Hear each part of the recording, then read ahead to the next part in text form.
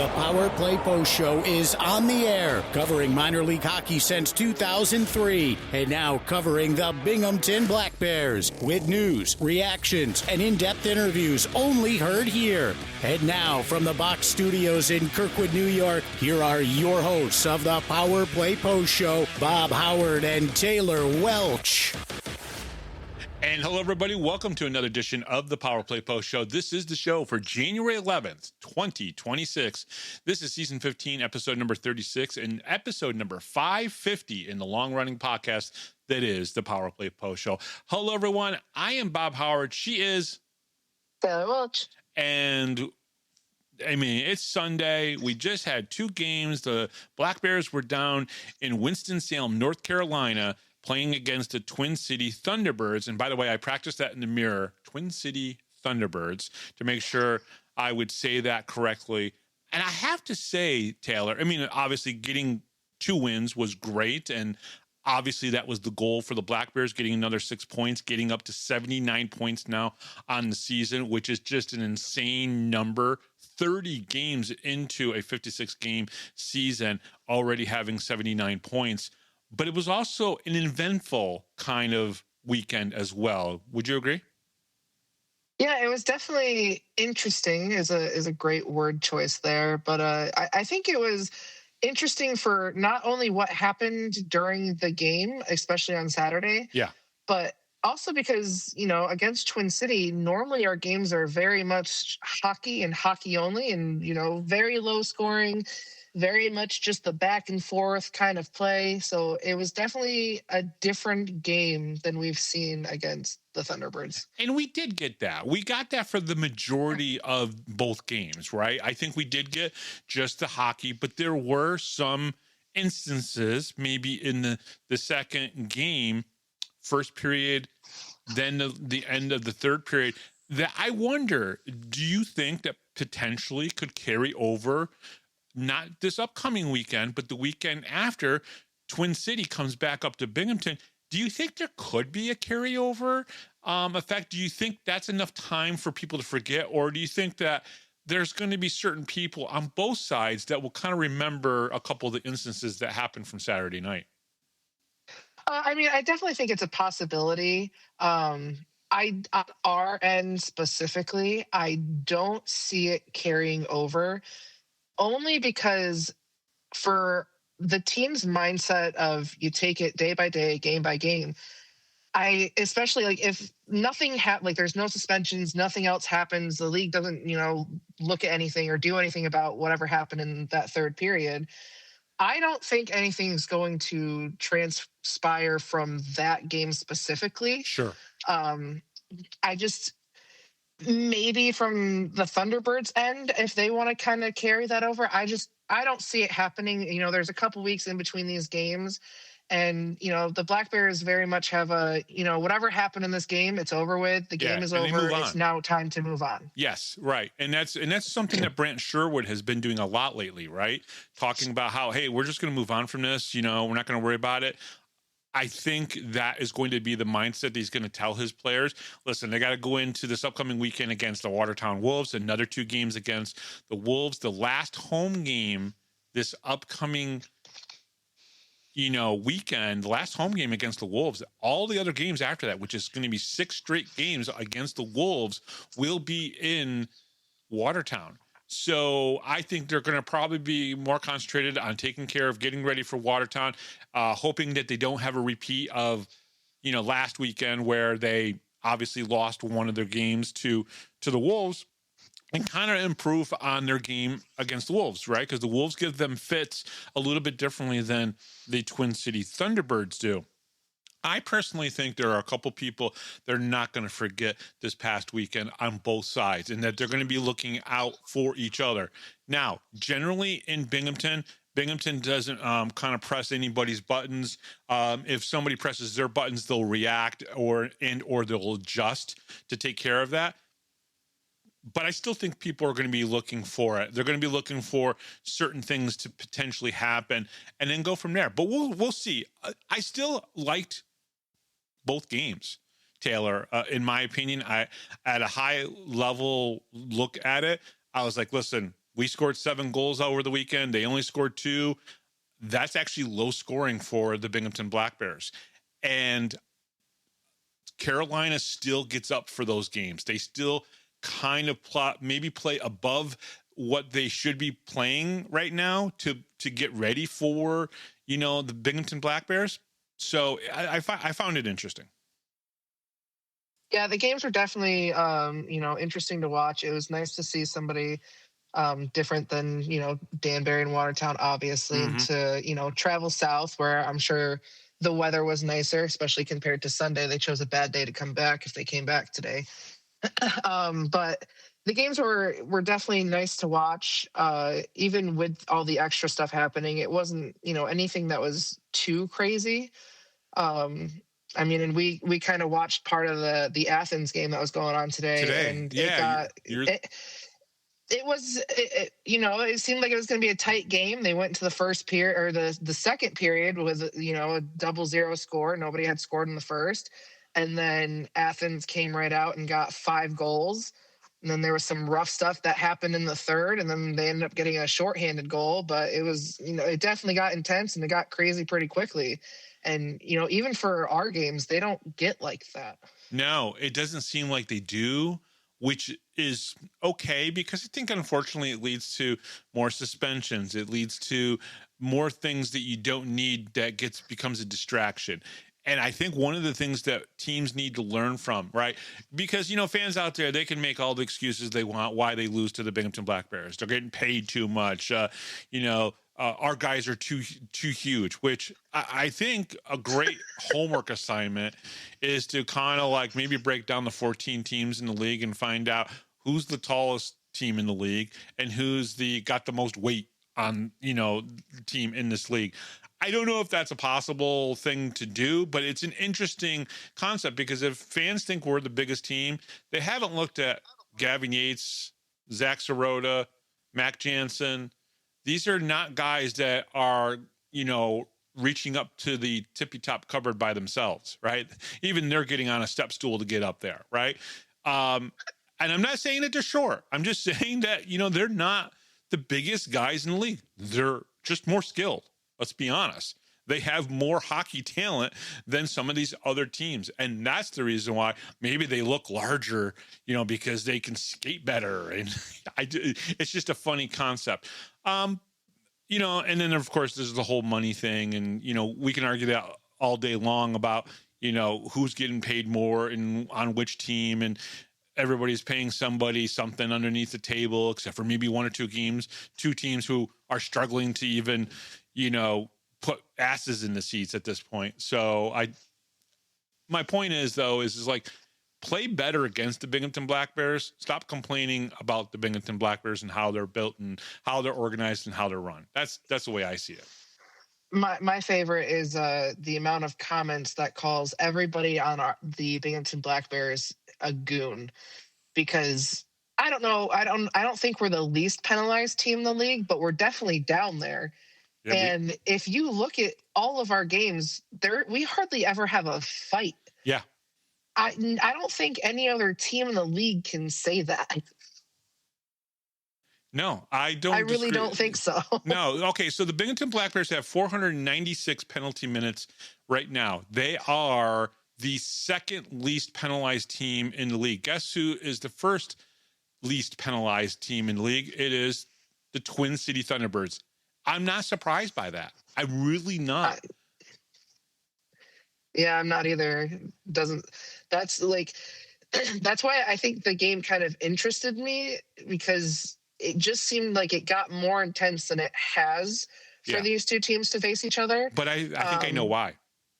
I think we can kind of all narrow it down on why. Yeah, because at the end of Saturday's game, that was the 10th straight loss for the Carolina Thunderbirds going into playoffs and regular season over the last 2 years against the Binghamton Black Bears.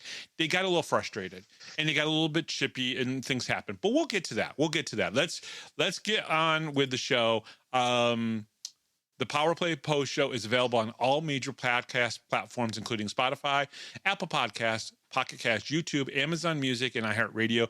Just search Power Play Post Show on your favorite app, and don't forget to subscribe. Join the conversation on Facebook. Search for Power Play Post Show and become part of our community. Looking for everything Binghamton hockey?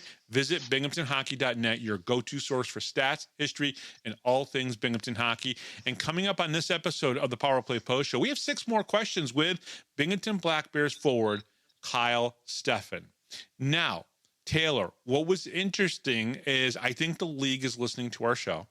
I think that they are taking direction from us, which I appreciate. So whoever in the league is actually listening, thank you very much for listening. I appreciate it. We love the clicks and, you guys listening and trying to come up with dirt either on the team or on us. That's fine. We're okay with that. Thank you for listening either way.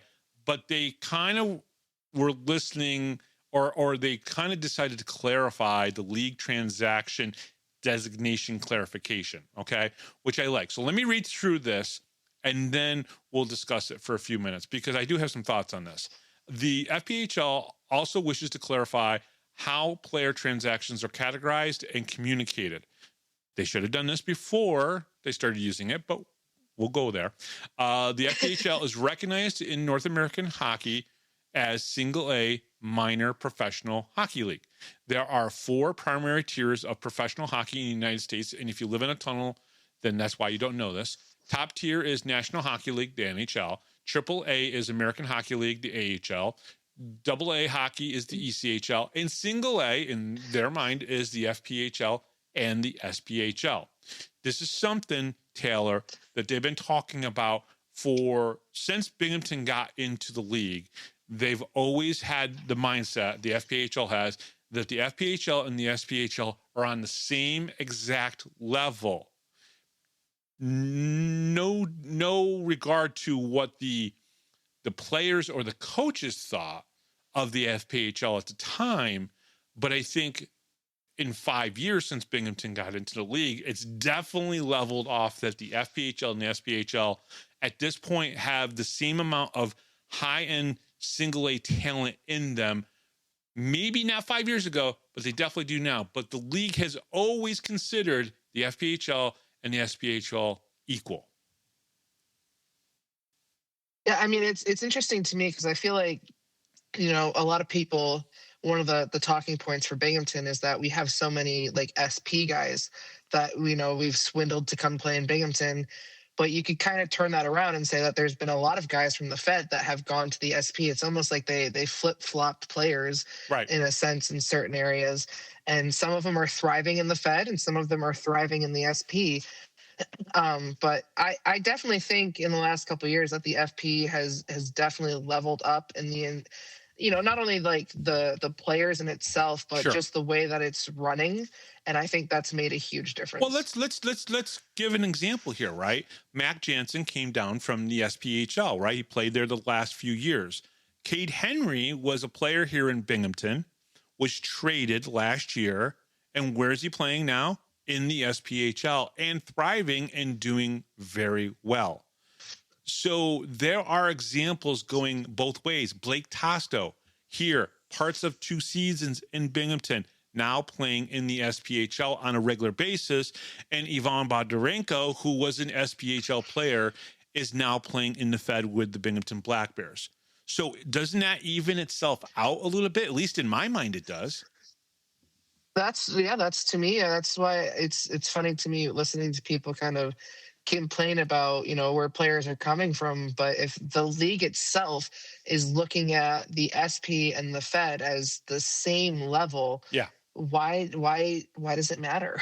Yeah, I agree. All right, I'm going to continue. The FPHL remains fully committed to advancing players to higher levels of professional hockey, including the ECHL, AHL, and the NHL, and select European leagues. When players move to a higher tier league, they are designated as loaned to in league records, as those leagues directly contact FPHL teams to utilize our players. Great. I totally 100% are on board with that. The FPHL does not maintain contractual affiliations or partnerships with the SPHL. When a player voluntarily chooses to move laterally to a league at the same professional tier, such as the SPHL, that player is designated as inactive voluntary departure. In these cases, the player's FPHL rights remain with their current member club. These designations do not include that a player has quit, been released unfairly, or been treated improperly by the team. Rather, this reflects individual career decisions made by the players in what they believe to be their best professional interest. Now, I'm good with all this. I actually think that this was a well-written statement. It kind of clarifies everything. They should have just released this 2.5 weeks ago before they started using involuntary or inactive voluntary departure. That's my point of this. This is a great statement. I'm glad they put it out. This is actually something that I think they did a very good job on writing it up, just 3 weeks too late. Yeah, I definitely agree on that. It definitely, I mean, it sounds great. It definitely clears a lot of things up. Exactly. I remember that first sign of Razar is the first one that we saw on it. And we didn't know. The Danbury people were upset about it. We were upset about it. Like it just, it sounded very wrong when it came out because of how it was, worded and how it just sounded. So yeah, they definitely came out with this a little too late. Yeah. I'm glad that they did something and, made a statement about it to kind of clear the air and make it sound so it didn't sound horrible the way that it first came out. It did, because it does sound like they're putting this strange, weird onus on the player saying, oh, well, he's voluntarily departed. And, but that's it. We're not going to tell you what that means. And then, and then to Danbury's credit, they tried to kind of clear it up a little bit, a couple of days later, because then we saw Razar, I think it was the day afterwards, Razar, gets signed with an SPHL team. And I was like, oh, okay, now it kind of makes sense what they're kind of doing here. And then Danbury releases something, which I think is great. And I think Danbury releasing that information probably forced the league to kind of write something up in a clear manner like they did here. And I hate giving the league credit. I really do. But this was good. It just, to me, I just wish it didn't take so long to do. Yeah, I think a lot of people agree. And I know, like, at first when Danbury came out with their statement, I'm pretty sure a lot of people just didn't believe them, honestly. Well, which is sad, but yeah, it's just, that happens. And, people get, you get a thing in your mind on how you read something. Yeah. And it's very hard to change your opinion on something once you have it almost. And I think that's kind of what happened is they, the transaction came up. Then Danbury released a statement, and then 3 weeks later, the league's like, oh, maybe we should clear this up a little bit. Yes. So it definitely seemed like it worked very backwards, in my opinion, and they probably should have done it the complete opposite way than they did. But it happened, and hopefully this clears everything. A little bit, yes. I agree, and that's fine. Now we know exactly what that designation is for, because here's what the league has to understand.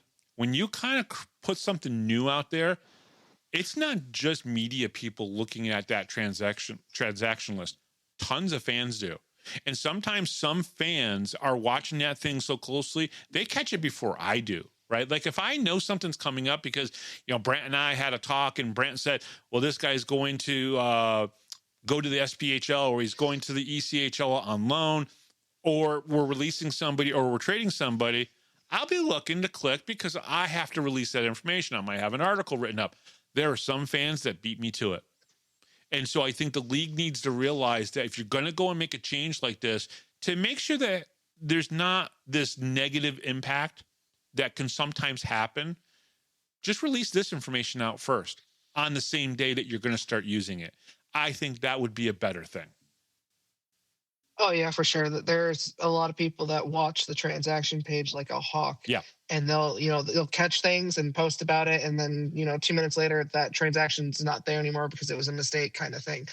So I see that all the time where, something was input incorrectly and they have to change it. And So yeah, it definitely, I'm glad that they, finally said something about it. I'm glad it clears a lot of the confusion up about it Right. because, you had very strong feelings about it at first. Yeah, I did.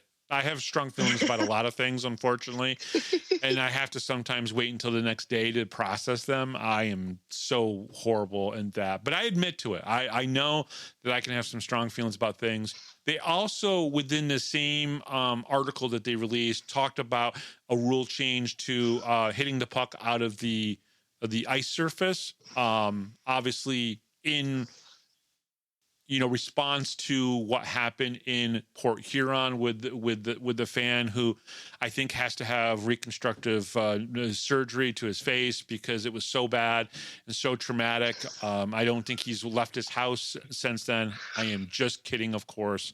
It's still a serious situation. But if I got to pick on my Port Huron friends a little bit there. So, and it was a very good thing to do. It is too long, too lengthy. We're not going to talk about it. But whatever the league decides to do, I think it still comes down to, Taylor, intent. And how do you determine what's intent to be malicious and vicious to injure somebody? Because, we don't want the kid. He was 17 years old. We don't want the kid to get hurt or anything. But how do you determine intent? That's a very tough thing to do. They tried to kind of spell that out there in that rule change. I think it's very difficult. It's not a decision that I want to be a part of in any way, because not only does it affect the reputation of the league when you either don't punish a player for something like that, or it still is something that you have to go, we have to have a response because of a fan was injured. So I think it's a very difficult thing. Again, I'm not picking on the fan. Made a little bit of a joke there. But, what were your thoughts when you saw that aspect too? That one's a lot harder to kind of Define. come up with any kind of solution. Yeah. Just because it's not something it's not like a cut and dry thing, in my opinion. Yeah. There's obviously there could be a clear instance where something, no plays going on, and you see the player just haul off and whack the puck purposely into the stands. Maybe, you can define that easily. Other times, I think it's a lot harder. Yeah. Like the situation in Port Huron, to me, that didn't look like it was an intentful thing. I don't think he, meant to shoot it out into the stands. You don't get to see the full thing in the video. Right. But he might have been negligent in some way. Right. And that's why, it's such a gray, it's very hard to just have a cut and dry answer for that. And I wouldn't want to have any part of trying to make a decision on that. Again, I hope the fan is okay. He didn't have to have surgery. He's left the house. So we're going to move on. Oh yeah. He had an interview and then the next day. Did he really? Was there an interview with him? I don't know if it was the next day, but the arena was empty and he was in the arena and they talked about it. Wait, so he was in the arena that he got hit in to talk about it, probably with a news company, right? I'd imagine. Local news. I think so. Yeah, I think so. Because it pans to, I believe it was his mom. And I think she had said something about getting a call from her husband about him getting hit. And it was very dramatic storytelling going. I mean, it was great for news. I'll give him that. Now, I've never, believe it or not, as a fan in a hockey arena, in the NHL, AHL, FPHL, UHL, I'm trying to think. In none of the leagues that I've gone and watched a game in, I've never had a puck come towards me. Like I've sat a few rows away, a couple aisles away, or a couple sections away, and saw people get. I've never had one come and that close to me. I know you sit behind the net, so it really hasn't happened for you guys, but I've just never had that happen to me before, where it's come even close to me in any arena that I've been in. I've never had it happen in hockey. I have had it happen in baseball. Actually, when it was the Mets. Yeah, because back when they had the tarp for the picnic area, instead of the metal roof that they have now. Yeah. my dad's company had a picnic over there, and we were over there. My mom was holding the baby, and this ball came through and through the roof and hit the table in front of her. And she turned at the last second with the baby in her hand and got hit in the back of the shoulder. Oh my God. The following year, we were leaning over the fence, and my mom was leaning but facing towards the people. My dad and I were watching the game. This ball came down. My dad and I leaned back away from the fence, but she wasn't paying attention, and she got whaled in the shoulder again. Ooh, jeez. Oh, crazy. Well, again, we hope the fan's okay, and obviously has gone back to games to go support the Prowlers, because that's probably the most important thing in the end. And then now, of course, the league has something laid out where they can punish people if they feel they need to, based on all of the things that were laid out in that rule. So, Taylor, let's get into Friday night's game so we can get through that. That's the one that we probably have less to talk about than the second game. Black Bears defeat the Twin City Thunderbirds on Friday night, 3-1, January 9th, 2025, Winston-Salem Fairgrounds Arena. Game 29 of the season, Binghamton Black Bears at Twin City Thunderbirds. First period, the Black Bears get on the scoreboard first with Nick Swain's 10th goal of the season, just 9:02 in the first period. First period notes, scratches, Chicho Lathland, Jacob Shankar, and Wyatt Friedlander. Starters were Mac Jansen, Zach Sirota, Garrett Sargis, Jesse Anderson, Scott Ramakers, and Dominic Tomei. So, your thoughts on him starting the second first line there with Mac Jansen, Zach Sirota, Garrett Sargis, and then really the second D pairing of Jesse Anderson and Scott Ramakers? It was interesting. I kind of enjoy watching them start the different lines. And realistically, because Brant has said it so many times, it's just another first line. So, right. You know how he kind of says, like the goalies, it's almost like a flip a coin. They got to compete to see who's going to start. I feel like that's almost the same for his lines. Like, you guys are all, first lines out here. Who's going to start? Right. So I almost wonder if there's like some kind of competition there, or if Brant just goes, you guys are going. I wonder if it was more strategic, right? Because when you go into the visiting team, and you may not know this, but this is definitely something that happens. The visiting team submits their starting lineup first, which allows the home team, I believe, to see who they're starting and then counter on that. And I wonder if it was strategic somehow, some way for Sherwood. Not sure. If you're listening to this, Brant, reach out and let me know if there was some strategy there for you. This game started exactly how I'd expect a game between these two teams to go. One team gets control, passes the puck, takes a shot, rebound control is good. The other team takes control, repeat the steps. No shenanigans, at least in this game, just hockey. And most of the time with these two teams, especially over the last 5 or 6, 7 games that they've played between playoffs and regular season.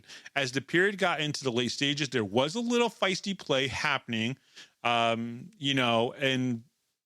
it's not surprised when Jacob Schnapp is on the ice. He was on the ice for this, but he wasn't really a part of it. In the late periods of the first period, Tomei had to make some key saves as the Thunderbirds were controlling the puck and pressuring. Nick Swain's 10th goal put him in double digits, the 7th player to do that this season, and Tyson Kirkby the next day becomes the 8th. Black Bears get the game's first power play of the game as Igor Ramino gets tagged for holding at the 16-15 mark. Only 1 goal, 1 penalty, and the Black Bears have 1 shot lead in the category after 20 minutes. Power play opportunities 0 for 1 for Binghamton, and Thunderbirds did not have any opportunities on the power play. Shots on goal, Binghamton 13, Twin City 12. Let's go into the second period. Garrett Sargis scored his 5th goal of the season at the 7:22 mark of the middle period to give the Black Bears a 2-0 lead. With Austin D'Orazio in the penalty box for slashing, Michael Costas scored Thunderbird's first goal of the game, and it was on the power play with 9 minutes left to go in the period, making this a 2-1 game. Yeah, very close, very tight game. Sargis scored his 5th of the season just after Nate Keeley penalty ended, and the goal was similar to Nick Swain's goal, shooting both on the left side of Babbitt and kind of going into the same area. A bad sequence for the Black Bears. D'Orazio takes a slashing call behind his opponent, and then the Thunderbirds find a way to score quickly on the man-up advantage. The Black Bears have had 3 power play chances through 40 minutes, and they haven't been able to get any through. The Thunderbirds have done a good job keeping up with the Black Bears, only one of the only teams that this year can do that. At least I know Athens probably did as well, but you can definitely see how these two teams kind of match up because they play very similar hockey. Schnapp never thinks he does anything wrong, but if you're going to get tagged for roughing all the time when you go at a player with the whistle and then knock him to the ice, but it wasn't egregious penalty at all, just you knocked him down, and you're going to sometimes get that penalty. Black Bears need to be careful in the third period and take advantage of the great play of Tomei tonight. He had to make some great saves. Not sure, but I don't think Emery has taken a shift yet through 40 minutes. That was correct, right? Most of us agree that Emery did not play the first 40 minutes, right? I don't think he was. I never saw him out there until Saturday, honestly. Yeah. And even Saturday, I think I only saw him a couple of times, if that. Yeah. Power play opportunities, Binghamton 0 for 2. Twin City was 1 for 2. Shots on goal, Binghamton 17, Twin City 16, Binghamton 30, and Twin City 28. And Twin City was able to get shots on Tomei. I think Tomei and Babic, both games, played very, very well. Taylor, am I wrong on that to say that both goaltenders played very well in both games? Oh, definitely not. And I'm pretty sure even people who didn't watch the game could probably agree with you on that statement. Okay. All right, third period. With Boris Babic pulled at the 18:10 mark and the Thunderbirds looking for the game-tying goal with 41 seconds left to go in the period, the puck landed on Dan Stone's stick and sent a laser to the empty net, securing a Black Bears 3-1 victory. Okay. Now, before I get into my notes, you and I were having a conversation. It was kind of echoed a little bit by somebody else online that, and because I said, I believe this was a great defensive game by both teams. I thought both teams played well. I felt like this was the typical Black Bears Thunderbirds hockey that we normally get. And yet, this is where there might be a little bit of a disagreement where you think that we could have gotten more. And I thought we played pretty good. What was it about this game that you thought the Black Bears could have gotten more? I'm not even entirely sure. It didn't feel, and I understand that, this isn't the same Thunderbirds team that we have faced in the last, seasons, playoffs, everything like that. I understand they've got a lot of different players and that kind of thing. But it didn't feel like it was the same kind of hockey that we've been seeing from them. Okay. And I don't know if maybe it was like the traveling down kind of thing. You kind of, it's their first trip down to a Southern team. It's, I think, our only one to a Southern team. Yeah, it is. It's the only time we travel south. Which is crazy. I know. So I don't know if maybe it was just, it was a travel thing and you're getting your skates back under you or what it was, but it didn't seem like the type of hockey we've seen from them consistently this year. So it didn't feel like a normal Black Bears game. Is that what you're saying? Yeah, I guess. Okay. See, to me, when I watch the game, I try not to, and this might be just years and years and years of either covering games or just going to games and watching games. I try not to compare what happened last week to what is happening currently, or what happened a month ago to what's happening currently. But I understand when people kind of do that. I get that. To me, when I watched this game, I just saw a chess match, a little bit of strategy on both teams playing very similar hockey. And when that happens, they kind of know how to read the plays a little bit more. So these two teams are very comfortable with each other. No, we don't play each other a lot. Last year, we only played once in the regular season and 3 playoff games. I think the year before that was 3 games the whole season as well, and then 3 games in the playoffs. So there hasn't been a ton of games between them, but I think because they play so very similar or have, and I will say that the Thunderbirds don't have the same high skill quality players that they had last year or even the year before that. Jan Salak was out on an injury, IR. So that kind of hurt them just a little bit.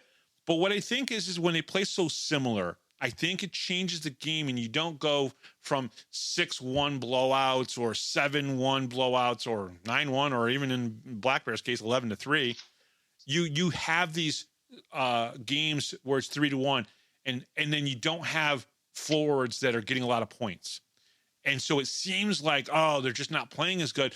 But I think because there's a little bit more defense strategized into these games, and that's what makes it look different.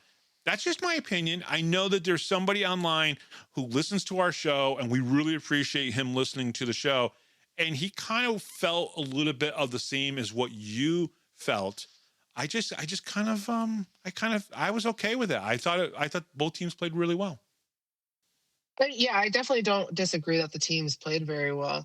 I think more so for me, it almost felt like as you're kind of watching the game, and again, this could be because both of these teams are pretty comfortable with each other. Yeah.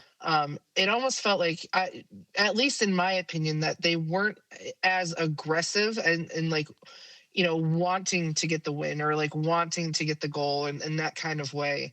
Where, in a lot of our other games, they're very dominant and very aggressive with the puck. And this game, it was a lot of back and forth, which I expected against the Thunderbirds. But at the same time, it didn't seem like not that they didn't want it enough, but it almost felt like there wasn't as much want as in previous games this season. Fair enough. All right. Stubbs takes a cross-checking penalty at the 9:54 mark of the third period. Black Bears killed the penalty. It would end up being the only PIMs in the third period. The Black Bears and the Thunderbirds combined for only 6 penalties each, 3 per team. 6 penalties, 3 per team. You could say that the Thunderbirds won a category. They scored on the number 1 PK, and they shut down the number 1 power play. That was a little surprising and probably factors in a little bit to what you and the person I'm referring to online. Thunderbirds take a timeout at the 18:34 mark of the final period. Dan Stone is always in the right place, the right time, and he was on Friday night. The insurance goal was probably the most important goal of the season in my mind to him, because if for some reason he doesn't score the third goal, the empty net goal, but 5 seconds later they turn around and score a goal, this game is completely different. That's why that Dan Stone goal, yes, it's an empty netter. He shoots it from, I think he just got across the blue line and he shoots it in, or he was just before the blue line and he shoots it through the neutral zone and into the empty net. But to me, that was an important goal for him. Oh, it definitely was. I don't think we haven't gone into an overtime with Tomei, have we? No, it's only been Connor. Connor's been in both of those games. They've gone to the shootout, and we've won both of them.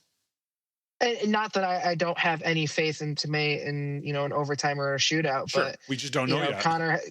Connor's been so solid for us, and in overtimes and shootouts that I don't really know if I want to find out if Tomei can do that. I'd rather just win in regulation, of course. Exactly. But that's why the Dan Stone goal was very, very important. There's so many layers to that people just maybe not realize. They're like, oh, it's just an empty netter. It doesn't matter much. But it does matter. The Black Bears held the Thunderbirds to just 5 shots in the third period, but they were quality shots, and Tomei needed to stop them. And I do believe that Tomei was the best player on the ice. Then Babbitt. I think those 2 players were the best.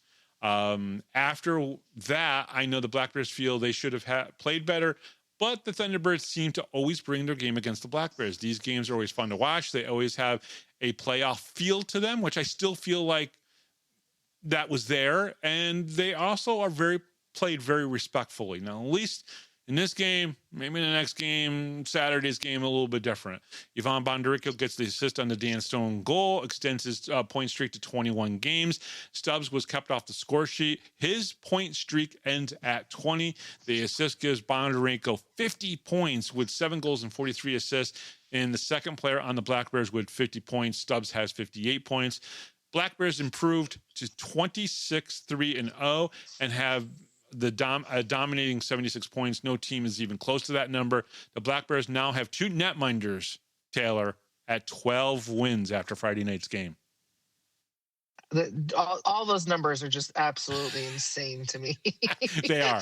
Like, just the more you read on, the more it's like this team is so crazy. Stacked. And the amount of players that on this team are having probably the best season of their career, honestly. Yeah, and they're probably having the most fun they've ever had playing hockey as well. That's really what it comes to. No, it's true though. It's very, very. You guys have heard some of the interviews I've done. Some of these players can't believe they're doing what they're doing here in Binghamton. and some of them have been doing it now for 3 years. Power play opportunities, Binghamton didn't have an opportunity in the third period. Twin City went 0 for 1. Shots on goal, Binghamton 13, Twin City 5. I think 4 out of those 5 were totally quality shots. Binghamton 43 and Twin City ended with 33. Let's get to the recap of the stats, so then we can go to Stephan's 6 more questions, and then we can get into really the meat and the potatoes of the weekend. Black Bears defensive game comes through, win in Winston-Salem 3-1. Nick Swain scored his 10th goal of the season, the first goal of the game. Garrett Sargis scored his 5th goal of the season, which was the game winner. Dan Stone scores his 3rd goal of the season, an empty netter with 41 seconds left to go, giving the Black Bears an insurance goal. Kyle Stephan had 2 assists on the night for a 2-point night. Dominic Tomei saved 32 of 33 shots, winning his 12th game of the season and improving to 12-1-0. The Black Bears improved 26-3-0 with 76 points and remain atop of the Empire Division. Absolutely. Now, I don't know if you noticed, but the next game recap, I changed the final line just a little bit. I'm like, I think we've said the same thing in the final line, which is remain on the top of the Empire Division. I still was like, I'm just going to change it up on Saturday. I wrote things a little bit differently on Saturdays, the goals and everything. I was trying to be a little bit more creative than just following into the same crutches. I do like giving the times of the goals, and I'll tell you why. There are some people that read that or hear that when they listen to our show, and then they go back and actually go look at the goals. Now, you can obviously go to the Fed website and look up all the times of the goals, but I love the fact that we're a resource for some of the fans and some of the family members out there who are looking for that stuff, and they get it from us. That's pretty cool. Yeah, I mean, even I used to do a lot of that on the Impact players as well, and then I've learned that my timekeeping isn't what the Fed site has, because I do it from the game clock and not actually the reverse, which is what the actual stats are. Yeah. So mine is like almost the complete opposite of what you'd find on the Fed site. That's funny. All right, coming up next here on the Power Play Post Show, we're really excited to get back to the 6 more questions segment. We have Kyle Stephan answering 6 more questions right here on the Power Play Post Show. We'll be right back right after this. Hi, this is Don Biggs from the 92-93 Binghamton Rangers. Hi, this is Brandon Buchinski. This is Grady Wittenberg, the voice of the Binghamton Senators, and you're listening to the Power Play Post Show.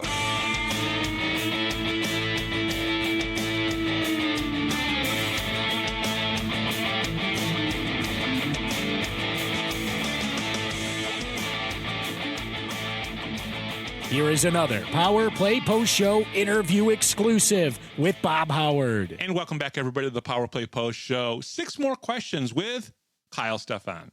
Kyle, are you ready for these? Oh, you know it. All right. Number 1, who is your greatest influence on your hockey career? And that could be somebody close to you, or it could be even a NHL player as well. Without a doubt, it would be my father. Yeah. I think it goes without saying. Being able to get to MSG as a kid, watch games. I used to travel. If we went to Philly, I'd get on the train with the Rangers, and not just that even. I mean, it was just backyard hockey, going to play shinny, taking me to practice, like all the sacrifices that a parent makes.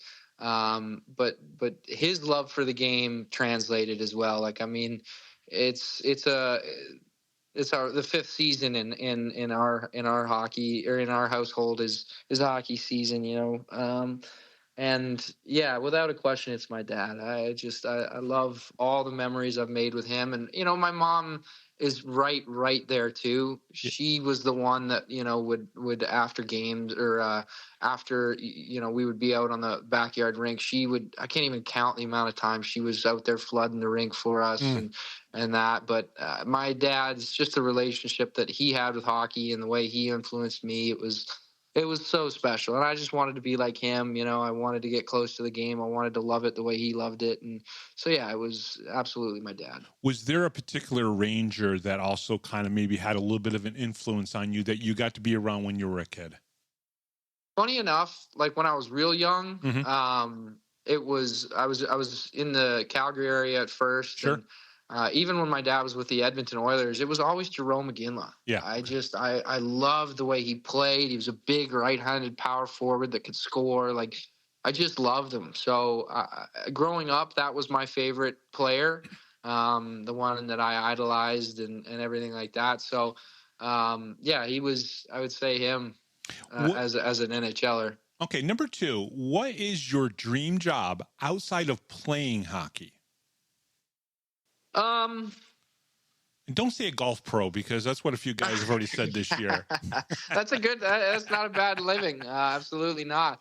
But I'm not 100% sure. I've always been so good with people. I enjoy communicating with people and stuff like that. So probably something along those lines. I'm looking at a few different options here stepping forward. But, I mean, to be able to step back into hockey one day maybe, being the head coach of a high-end team would be pretty darn cool.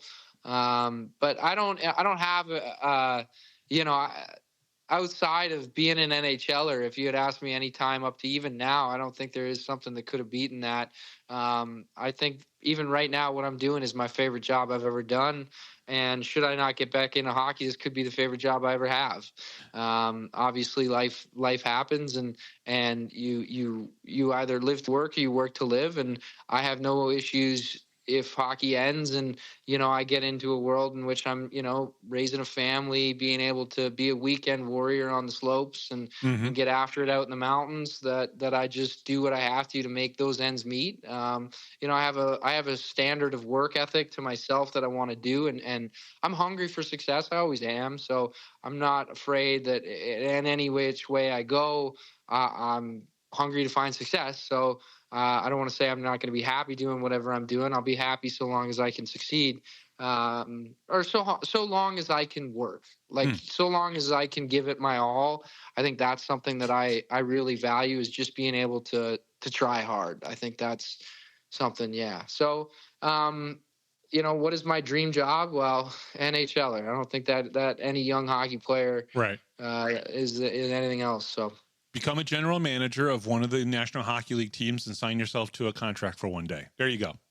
Yeah, exactly. Well, I'll tell you what, if that happens, Bob, I'll fire you up. We'll do another post-show podcast. Perfect. That would be awesome. All right. Number 3, which artist is on your Spotify playlist the most, or who do you listen to the most on your playlist? In terms of music, I'd probably say I switch genres quite regularly, depending on the season. Like this summer, I was pretty into the electric dance music. Nice. There's a band or a DJ called Medusa that I listen to quite a lot. I also listen to Shane Gillis's Matt and Shane's Secret Podcast. That's probably, I like to get a good chuckle out of them. But then, in the country world, Morgan Wallen, I've been listening to him a bit lately. So, it kind of changes quite a bit. All right. Number 4, who is the most interesting guy in the locker room? And if you remember the commercial, the DeSexy commercial, the most interesting guy in the world, for you, who's the most interesting guy in the locker room? I mean, we got so many characters. Like, we got so many guys around the room that can make you laugh. You can talk business. You can talk hockey. I'm somebody that likes to have a lot of more of serious conversations. I gravitate to Scotty and I will talk business quite regularly. Swain actually has a very interesting job that I like to pick his brain about. But I don't know. I mean, someone that actually has quite a few layers to him is Sirota. He kind of seems like, I was going to swear there and say something head, but he comes off the cuff as someone that's kind of just stirring the pot, but he can also get in depth with quite a lot of different topics. He's fun to chat with because either he's going to be pulling your leg or a lot of times you don't know if he's serious or not. So there's that, but I don't know. We actually have a very interesting group. I enjoy talking with a lot of different guys.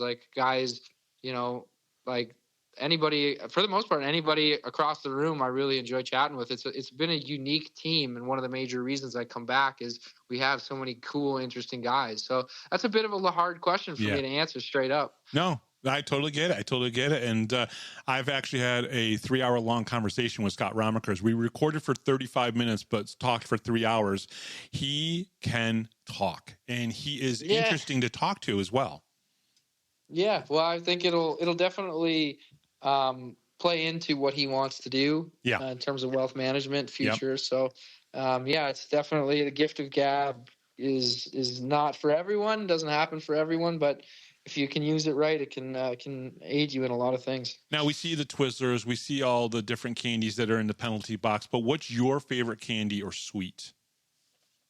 What's funny is I'm more of a savory guy. I like chips, but if I had to lean into some candy, the one thing I really do enjoy is those Nerds clusters, those little gummies with the nerds on the outside. Yes. So that's probably my go-to there, but for me, like my sweet tooth is more of a salty tooth. Like I love sour cream and onion chips, or like some really good French fries. Like that's it for me. I don't know why cheddar Pringles or those cheddar cheese Pringles are so good to me. I realize it's the most processed thing I could probably put in my body, and yet they're so addictive. If there's a few hanging around, they're not there for a while, for a long period of time. They'll be gone, because I do very much enjoy those. And that's, I go through moments where I go back and forth, where it's like I'm sweet, sweet, sweet, and then it's just like, nope, I want savory for a while, or the salty, right? Or when I was a kid, it was French fries from McDonald's, this is horrible for someone who used to be an athlete. French fries from McDonald's, and then we'd go across the street to the Twin Freeze and get ice cream, and then use the dip the French fry in the ice cream. Yeah. Oh yeah. So that's for sure. Yeah, my resistance to them is just not opening up a can. If I don't open up the Pringles, then I won't eat them. But as soon as they're open, they're gone. I dust them. I hear you. All right, number 6. This is the same as it always has been. A zombie outbreak has happened, and you're locked in an ice hockey arena. We'll say MSG, okay? Who is the one person, dead or alive, that you would have in there with you? And I'm pretty sure I've asked you this once before, but let's see if we get a different answer. Sorry, say that again. Who's the one player I'd want beside me? No, it can be in an ice hockey arena. We'll say MSG. Who is the one person, dead or alive, that you would want in there with you?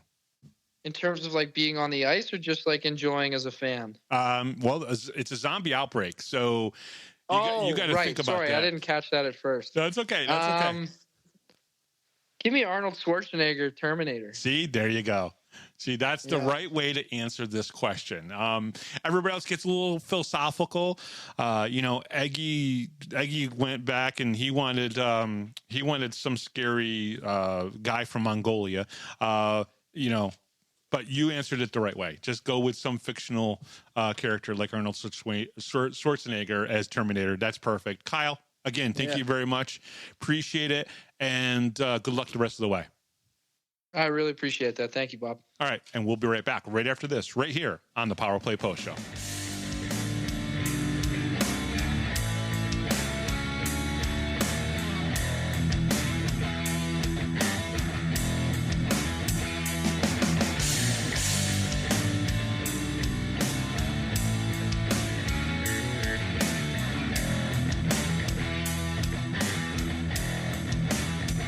If you're a Binghamton hockey fan, then you need to check out binghamtonhockey.net for all your news, stats, information, the Binghamton Hockey Hall of Fame, top 10 lists, profiles, and so much more. That's binghamtonhockey.net.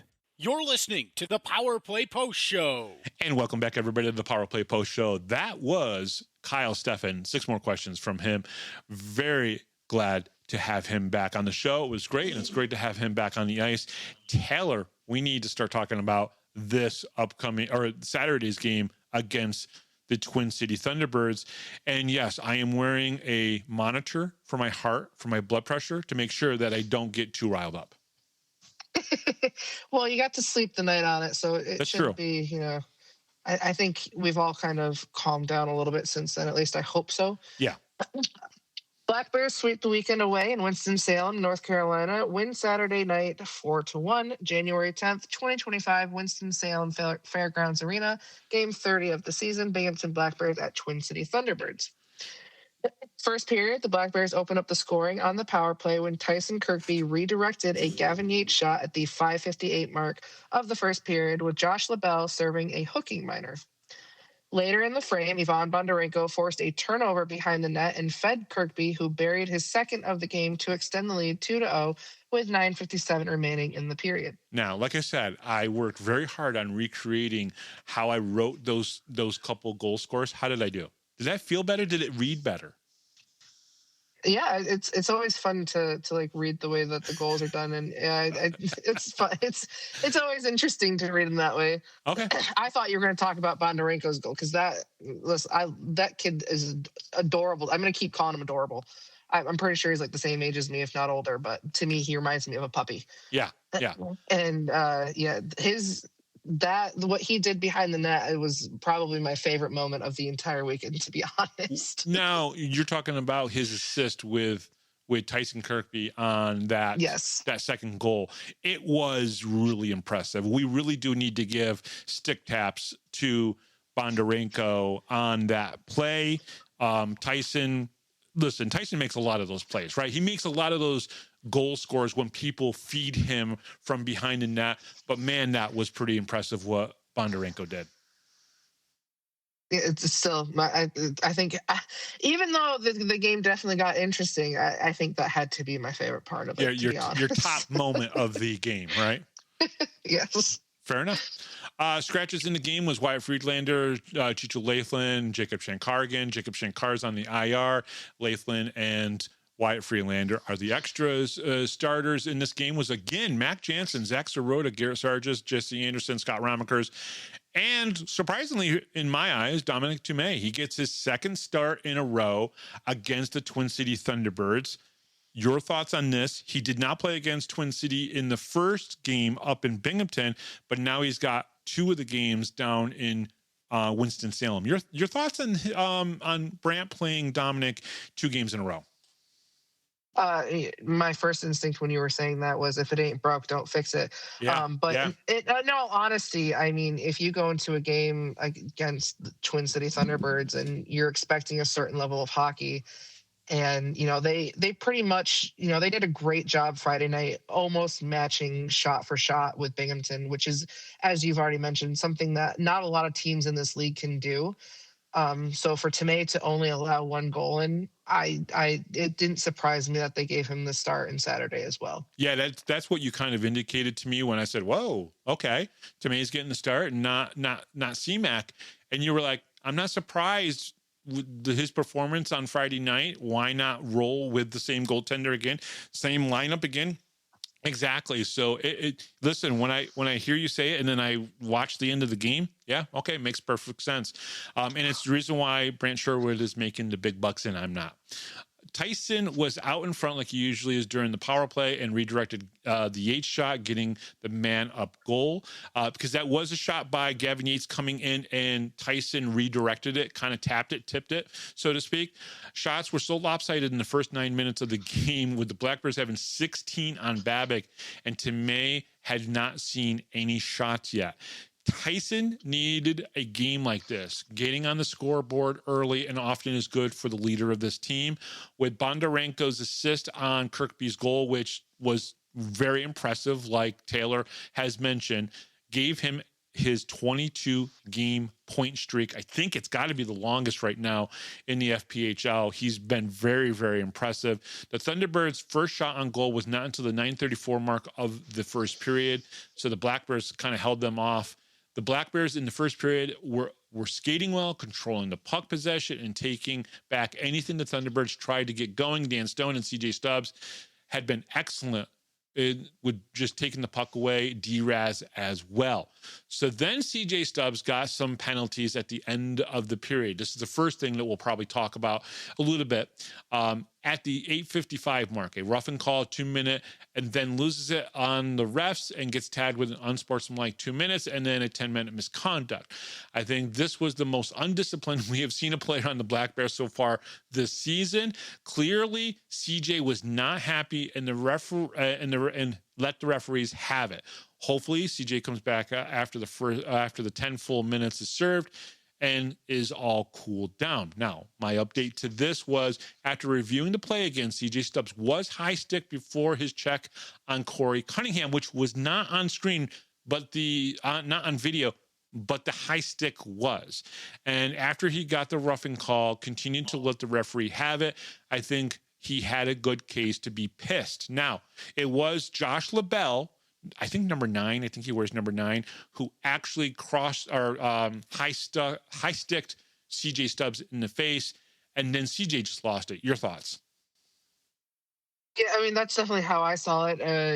I think on the broadcast, they even call it out as the high stick, which is, at the point where I had gone back and started watching. You very clearly, you see the high stick, and then, they go down in the corner and you start to see Stubbs shove, and then, the camera pans because they're following the puck and we don't get to see what happens after that. I know when it first happened, there was so much confusion because they had, the ejection was put up there and then they removed it and then they put it back on. And then there was, they changed it a couple more times. And so there was a lot of confusions when it first happened. Yeah. I am glad that it wasn't an injection and he, did get to come back out and after serving his, penalty minutes.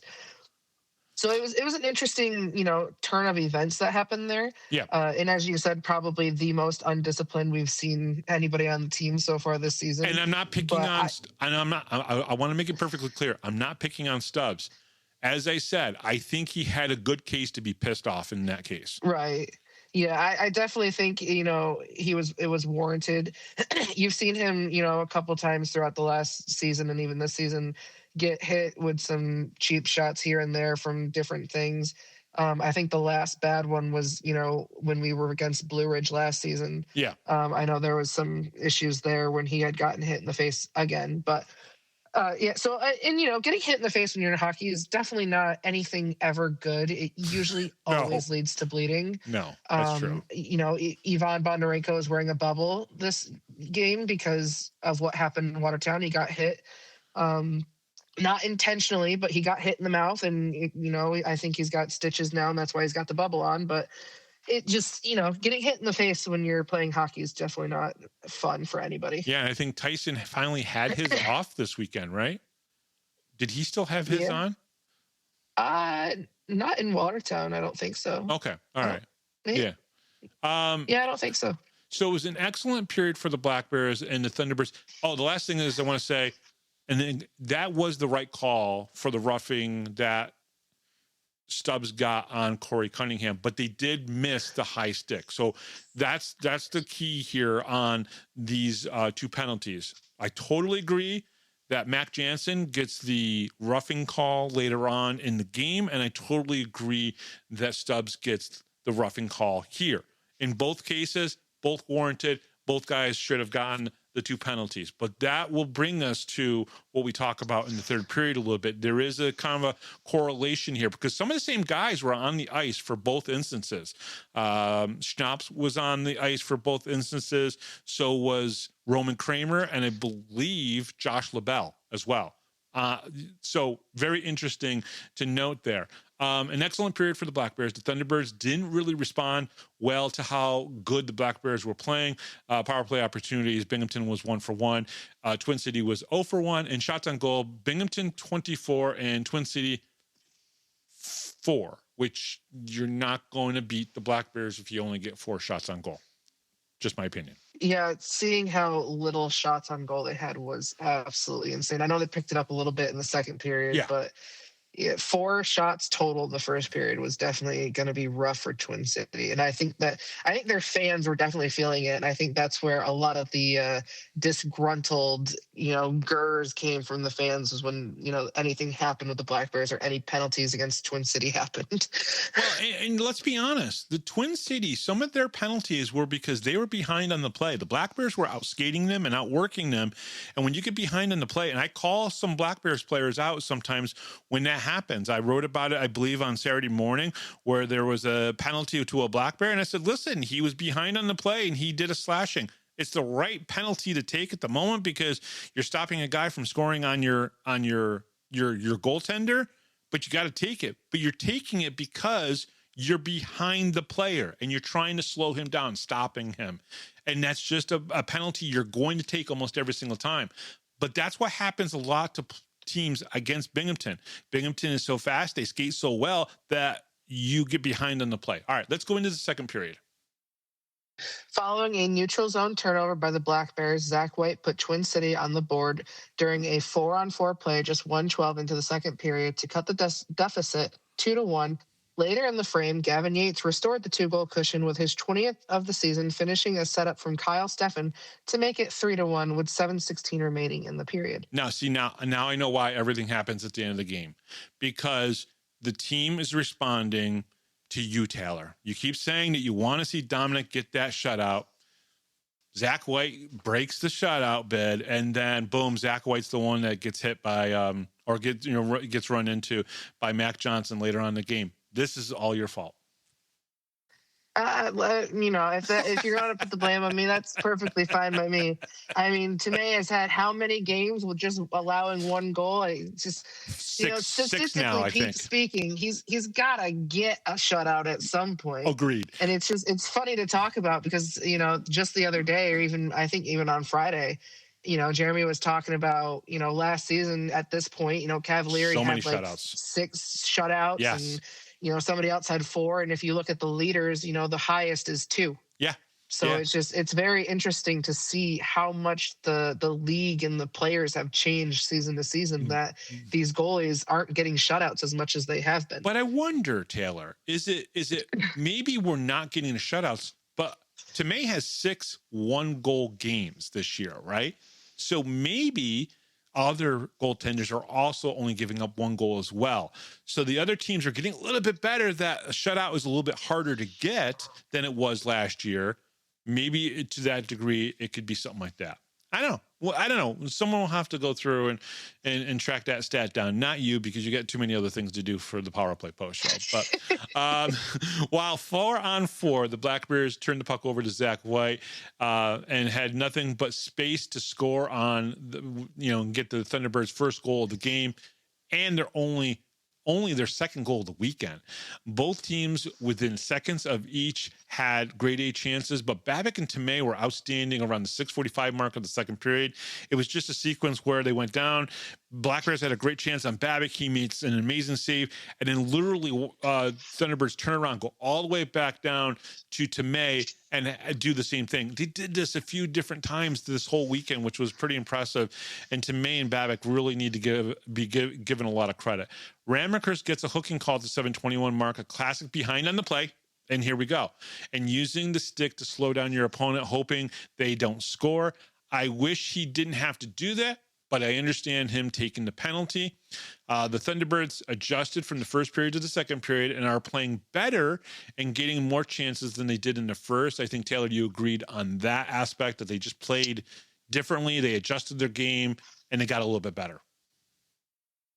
Yeah, I mean, just the shots on goal alone kind of shows the difference in there. And I know, we had CJ Stubbs in the penalty box for a good chunk of the second period, but they were definitely trying to get, back into the game and try to, do anything to either get momentum up or to get, just anything to work for them. And, because the Black Bears were doing a great job slowing them down, keeping them out of the zone, keeping them, just not letting them control the game. Right. Which, let's be honest, the Black Bears do so well for a lot of their games. Absolutely. Totally agree. With 9:45 left to go in the second period, the Thunderbirds have a 10-5 shots shots on goal advantage in the second period. Again, they are playing better this period. Gavin Yates scores his 20th of the season, the third Black Bear to hit that mark. Jansen with 20 as well, and Stubbs with 23. I think the Thunderbirds made some adjustments, forcing the Black Bears to adjust a little, and we had a more even period between the two teams. Power play opportunities, Binghamton was 0 for 0. In other words, they didn't have an opportunity, and the Thunderbirds were 0 for 3. The penalty kill was still pretty good throughout the weekend, even though they only gave up one power play goal. They only gave up one power play goal, and that's why they were pretty good the whole weekend still. Shots on goal, Binghamton 10, Twin City 15, 5 more. We don't see that often. Totals, Binghamton 34, but Twin City still only had 19 because of how inept they were in getting shots on goal in the first period. All right, Taylor, let's go into the third period. With Dione Demke serving a tripping minor, the Black Bears added their fourth goal of the night as Nick Swain scored his 11th of the season on the power play. Time expired as on the Thunderbirds, and Binghamton closed a 4-1 victory to complete the weekend sweep in Winston-Salem. Yeah. Okay. So we're going to get into this right now. The Black Bears get a few power play opportunities in the third period as the Thunderbirds seem to get caught pushing a little harder, being down by 2 goals, and probably the fact that they were about to lose their 10th game to the Black Bears in a row. Swain scores on the third power play opportunity in the third period. Okay, so here we go. So they tagged Dan Wieber with an instigator and an aggressor penalty in a fight with Jacob Schnapp. I disagree with the calls, and I watched the video multiple times, and again this morning multiple times. Schnapp goes after Wieber. He was looking for someone and grabs Wieber from behind, and in a pro wrestling style move, gets the takedown initially. Then they start to get up on their skates and start to throw punches. Now, Schnapp also threw punches when Wieber fell the first time while he was on his back, and you can see his left arm coming up and getting punches in on him. I think Dan definitely extended the fight, but at that point, do you blame him? Before suspensions could put out there, the league seriously, and I mean seriously, needs to review the play and how Schnapp was not looking to do anything but what he did to start the whole thing. And he only gets fighting. Yep, Schnapp gets the gate when he could have come back with 11 seconds left to go. So either the stuff didn't get logged or I am missing something. And that definition is not instigating. Again, I just disagree with the calls here, especially with Schnapp only gets 5 and looked so silly looking around. You said it looked like he was dancing almost on the ice, right? Yeah, I mean, it definitely, he was going like side to side and he had his arms out like he was waiting for a dancing partner and nobody was coming in. So he just, took it upon himself. Yeah. So let me finish up this part and we'll go deeper into this. On a positive note, the Black Bears get their 27th win of the season, improve to 79 points and extend their winning streak over the Thunderbirds to 10 games straight, regular season and playoffs. Ivan Bondarenko extends his point streak to 22. Black Bears will head home to play their last home game of the season versus the Watertown Wolves on Friday night. Power play opportunities was Binghamton 1 for 3, Twin City 0 for 2, and shots on goal, Binghamton 15, Twin City again inept, getting shots on goal only 4. The totals were Binghamton 55 and Twin City 22. And when you have that type of discrepancy when it comes to shots on goal, you're just not going to beat the Black Bears. But let's go back to the 1855 mark when everything started to go down. Mac Jansen and Zach White get tied up in the boards. Zach White kind of bends over a little bit, right? His skate comes up, and then Mac Jansen gets a roughing call for this, and he absolutely should have. So I want that to be perfectly clear. He kind of helps Zach White down to the ice a little bit, right? Kind of a play that was a little rough. They give him the roughing call. At this point, Roman Kramer comes in and starts wrestling Mac Jansen, almost like in a headlock or whatever, wrestling him off of Zach White. Okay, I actually am okay with what Roman Kramer did. He gets a roughing for that. I'm fine with that. But then at that point, you see CJ Stubbs comes skating in really fast, but he gets cut off by Gus Ford, and they kind of skate around the whole play. At this point, Jacob Schnapp is dancing like a fool, looking for somebody. And as CJ Stubbs and Gus Ford kind of get together and skate around, Dan Wieber, slowly, mind you, skates in next to Schnapp, but not really touching him. And this is when Schnapp kind of loses it and does what he does. Take it from there.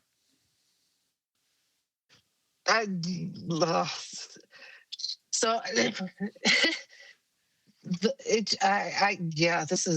is where Schnapp even talking about it again. Schnapp just, and Wieber, I'm pretty sure he came to a complete stop when he skated down. Yes. It's not like CJ Stubbs was coming in hot. Yeah. And, originally, like if you watch the video, you can see Schnapp start to go towards Stubbs, but then, him and Ford kind of skate around the play, as Bobby just mentioned, and, they're fine off to the side. And then at this point, Wieber has already come in, but he stopped. He's not doing anything except standing in one spot and doing absolutely nothing. And he's looking at Mac Jansen and Roman Kramer and Zach White. Zach White starts to get up actually at this point. And then this is when he was not looking at him, Dan Wieber wasn't looking at Schnapp. Schnapp then goes and kind of puts him in a weird kind of like from behind, like headlock type of thing, or some sort of like a half Nelson almost, like in pro wrestling terms, and then spins him around and then pushing with his one arm on the one shoulder, he pushes him down onto the ice. And then he starts punching with his left arm, Dan Wieber. Okay. I guess that's considered a fight, right? And then they kind of start to get up a little bit. One referee comes over and kind of taps him on the shoulder, taps somebody on the shoulder. They start to stand up a little bit. They still don't separate. They're still together. They're still kind of like engaged with each other. The referee backs off.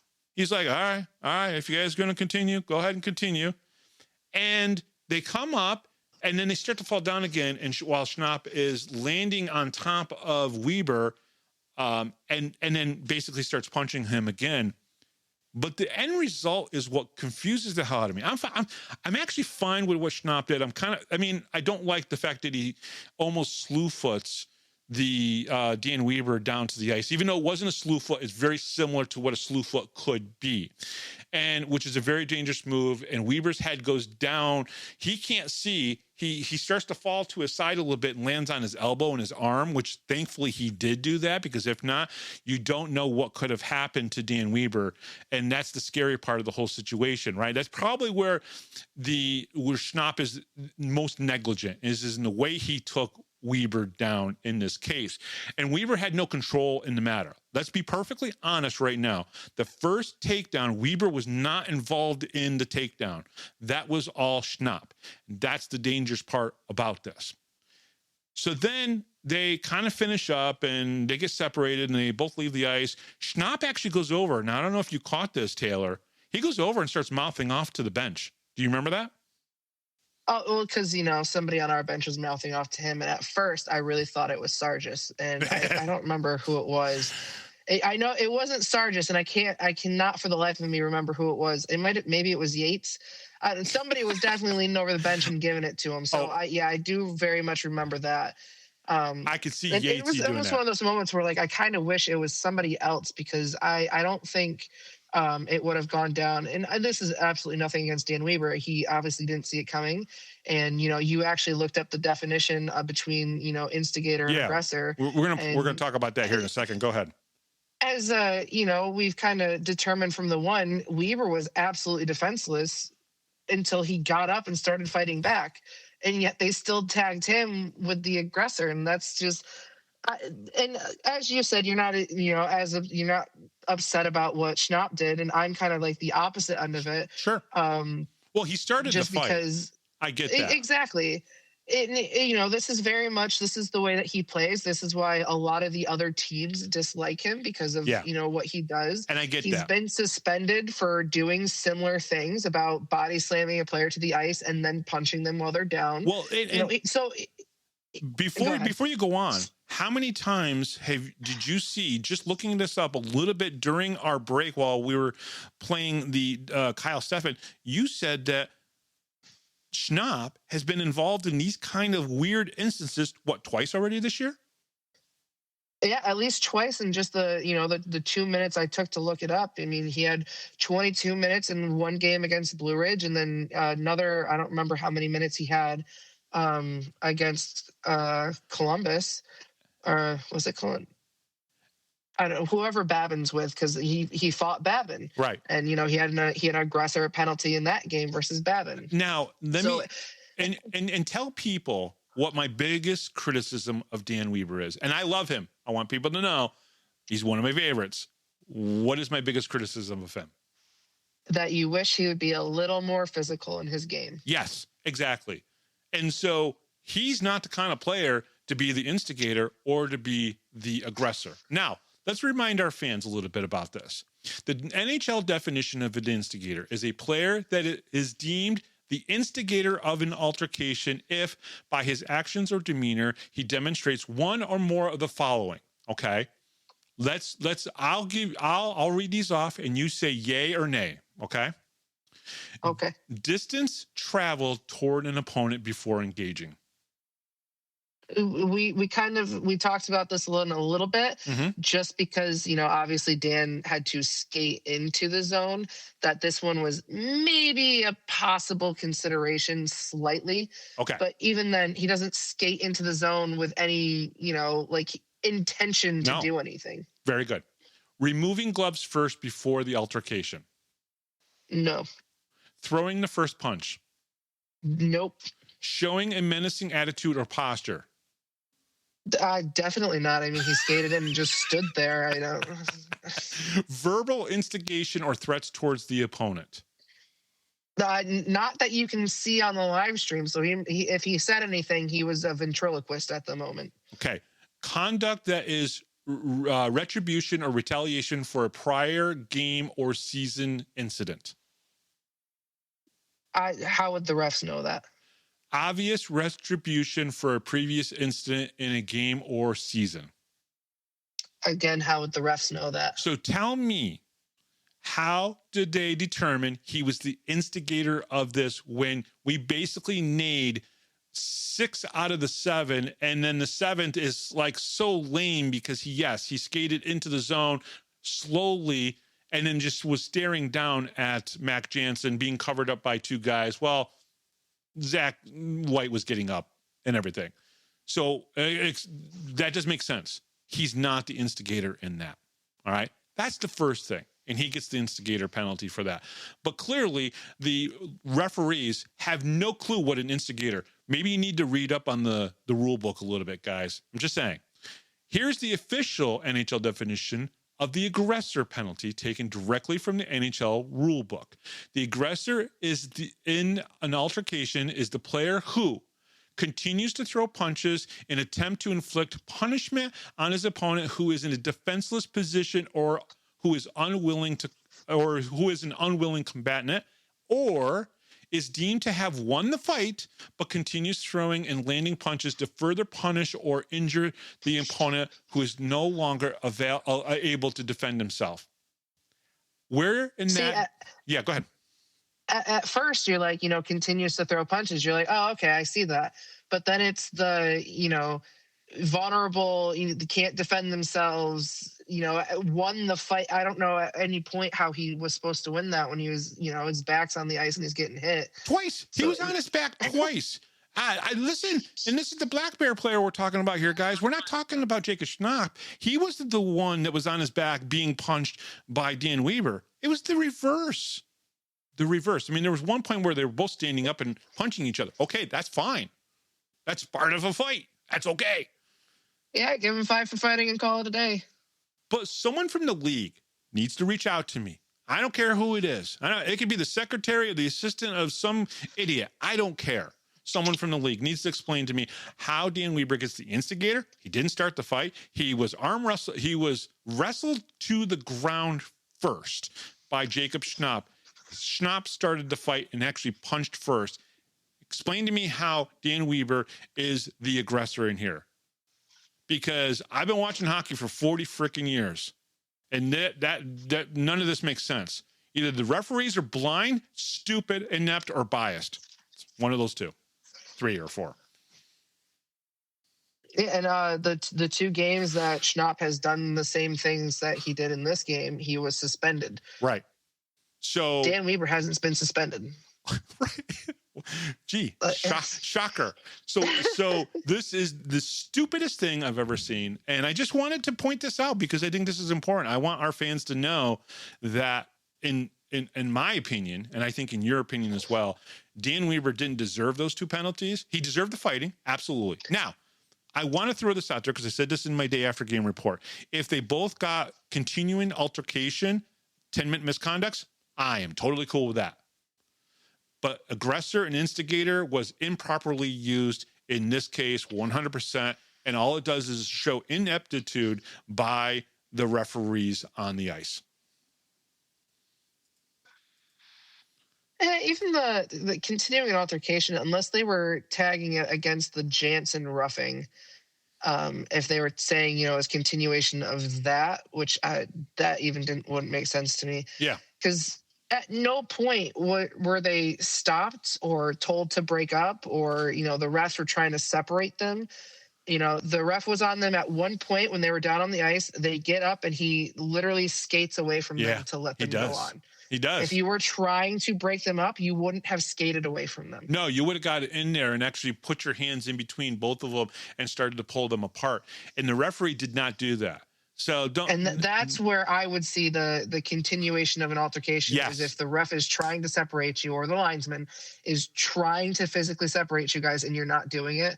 That's where I would see the continuation. And then at one point, the other referee comes over and starts tapping on Schnapp's shoulder to tell him to get up.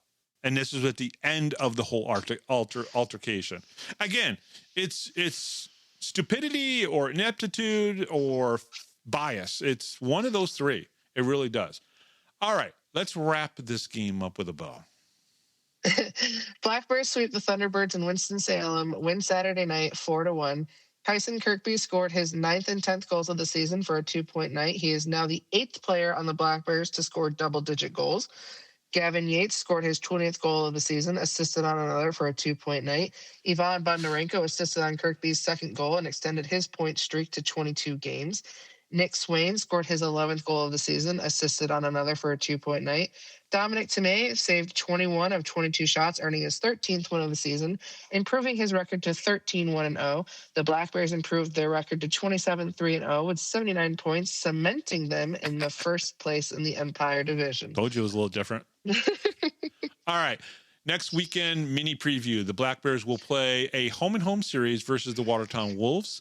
The Black Bears are 9-1-0 through the first 10 meetings between the two teams. These will be the 11th and 12th meetings this season between the Black Bears and the Wolves. Friday's game will be the final home game versus the Wolves this season, and the Black Bears will make 6 more trips, including Saturday's game, to Watertown before the end of the season, which almost feels like a whole different series. Will Dan Wieber be suspended going into Friday's game? That will be the interesting one, and probably the one that will set me off on Thursday if for some reason he does get suspended, because I hope Dave Jackson looks at that incident and goes, yeah, that's I can't suspend him for that. I mean, not with Schnapp's history, Wieber's lack of history, and then seeing him being attacked from behind. It doesn't make any sense. But that's my opinion. I'm allowed to have it. Well, we gotta actually hope he watches the footage if it gets to that point. Oh, wait, because has he always watched footage of games before making decisions? Taylor, what's the answer to that? No. and is he stupid enough to admit it too? That was the sad part. I love the transparency, but it just made you look stupid, right? Oh, yeah, definitely. Well, to be fair, after Binghamton Black Bears appealed, the game. I didn't watch the other part of the period, which I should have before making a decision. I just assumed the guy was already in the hospital and had brain surgery. Really? Oh my God. I just assumed, I saw him play another shift, but I didn't really watch the rest of it. I just assumed he was already on his way to the hospital to see a neurosurgeon. Come on, idiots. Wow. And they wonder why sometimes I say, I really hate this league sometimes. I really, really. It's what I said to you after the game, right? I really effing hate this league sometimes. And I don't think it's so much the league. I think there's certain people and positions that I think need revamping. Or getting rid of. All right. I don't want to talk about Watertown anymore, so we're going to end the show. Taylor, fun games against Carolina. Obviously, the stupid thing at the end of the second game. But it's nice to have games where we don't talk about that kind of stuff that much, right? Oh, definitely not. And you almost went the entire time without calling them Carolina. I was going to be so happy. Yes. Well, they do play in Carolina. So that's. Listen, you and I kind of messed it up a couple times, but so did Brooks and Cole. So I don't feel so bad. I know. And Even Cole was like, well, we're in Carolina, so I'm calling that what it is. So, That was funny. it's not just us. Nope, it's not just us. Other people probably do it as well. All right, the Power Play Post Show is available on all major podcast platforms, including Spotify, Apple Podcasts, Pocket Cast, YouTube, Amazon Music, and iHeartRadio. Just search Power Play Post Show on your favorite app, and please don't forget to subscribe. And don't forget, on YouTube, you can get our Power Play Post Show clip of the day, which, oh, by the way, we talked about Dan Wieber today. Today's here on Sunday was part of the interview that I had with Dan Wieber so I'm just tying things in a little bit, as much as I can there, which I think is okay. Join the conversation on Facebook, search Power Play Post Show, and become part of our community. Binghamton Hockey for anything you need, go to binghamtonhockey.net. Thank you to Rob Lapoulis, our MC, John Patitucci, our musical director, and from the Binghamton Black Bears forward, Kyle Stephan, for answering 6 more questions. I am Bob Howard. She is Taylor Welch. And you've been listening to the Power Play Post Show.